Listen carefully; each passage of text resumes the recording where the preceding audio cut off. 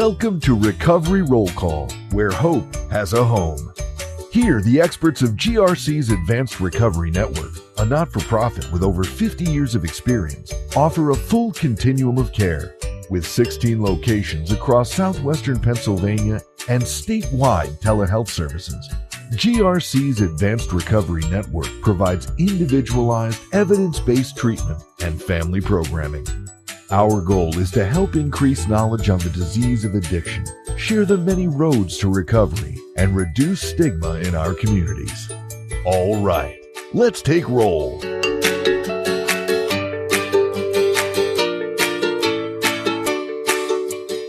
Recovery isn't just about stopping substance use. It's about restoring balance and wellness across every part of life. Welcome, everyone. I'm Melanie Winter, co-host and producer, here in the studio with Dr. Julia Diallo from GRC's Advanced Recovery Network. Dr. Diallo, how's everything going today? Great. Thanks for having me. We're happy to have you, Dr. Diallo. Let's dive into this. How do we help patients achieve health in body, mind, and spirit? So I oftentimes think of this as how we integrate care, because the people who have addiction have a lot of different needs. And so I oftentimes think of this as the body are the physical needs, the mind are the mental health needs, and the therapy part of what we do addresses the spiritual needs. So, it's integrated care is vital because the defining feature of addiction is dysfunction, and dysfunction results in poor physical health, mental health, and people feel broken and alone and isolated in the world of addiction, or when they have the disease of addiction or suffer with a substance use disorder. So it's important that we address all of their needs, because if you don't do that, the outcomes are not as good. And then how does the physical health support recovery and long-term wellness? So, generally when people are suffering with a substance use disorder, even when we don't have substance use disorders, we tend to neglect ourselves, right? And so when people have a substance use disorder, their physical health generally is poor. And that is an important component of their overall health. And so addressing it is of the utmost importance. As their physical health needs are not met or deteriorate, their addiction oftentimes will go hand in hand and worsen with that. And you can compare that to their mental health needs as well. Mm-hmm. And that was a question that I had as well. What role do you see mental health care play in achieving balance? So, as I'm sure you know, there's a high rate of what we call co-occurring disease. So people who have both a substance use disorder and a mental health disorder. So that's estimated to be anywhere between like 80 and 85% of people who have a substance use disorder also have a mental health disorder. So generally they play into each other. Sometimes people use substances as a way to avoid the symptoms of their underlying mental health disorder, for instance. Also, I think it's fair to say that when you are actively in addiction, you are likely going to have symptoms of depression and anxiety, and all of those things worsen. So they're very integral and worsen each other. The addiction and the mental health disorder. So treating them at the same time is really key. Mm-hmm. And then how does GRC's Advanced Recovery Network integrate these three areas into treatment plans? So what we try to do is when people come into our care, we initially just try to identify what the needs are. So, we will ask them, really general screening questions. Some of our patients we have history on, they've been with us before, they've been in one level of care or another. So we have some of this. And then of course things change, they're hospitalized or they have a new medical issue that comes up, or an accident or something like that. So it all starts with, I think, really good screening. And then as we identify what those issues are, we build that into their treatment plan and we say, okay, we're going to have to help address your depression while you're here. How do you feel about that? And usually people are really open to that. I mean, that's another thing. When people come into treatment, a lot of times they're looking for wellness in all ways. So, sometimes they also want to quit smoking, or sometimes they're like, oh, I haven't been to a dentist in a really long time and I've had this pain in my mouth. Like, can you help me with that? So what we first do is identify the needs and then try to prioritize them.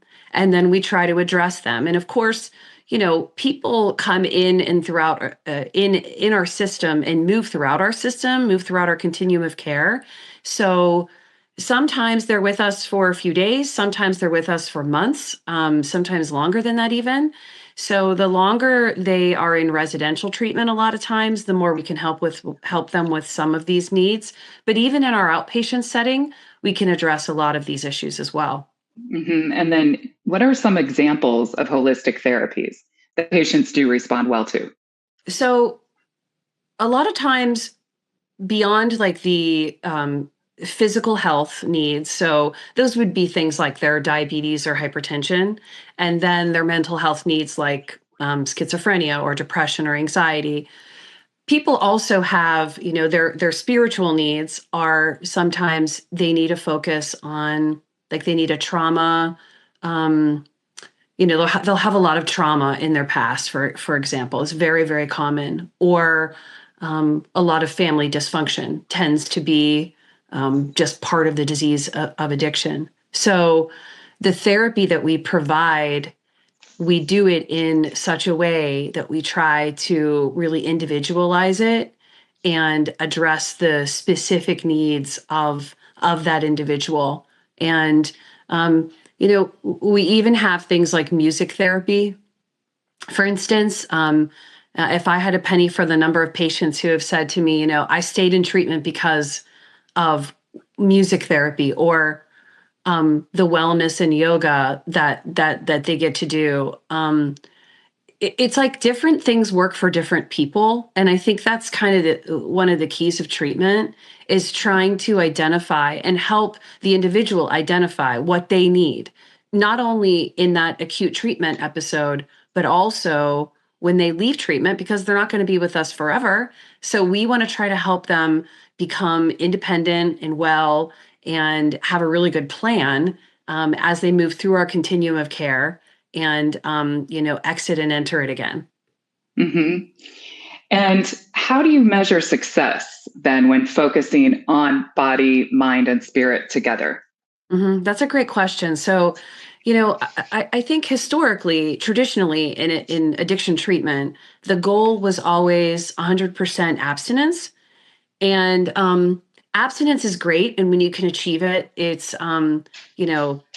probably the best, because there's a lot of recovery can look different, right? So it can wear different hats, and there are a lot of different pathways that people can take. So abstinence is one of them, and it's a great one. But there are other ways to do it. 12-step facilitation, which is oftentimes associated with abstinence, is great. But there are medications that can be used. There are different types of programming that can either lead a person to abstinence or to decreased use. So what we as an organization decided to do was sort of redefine what we consider success.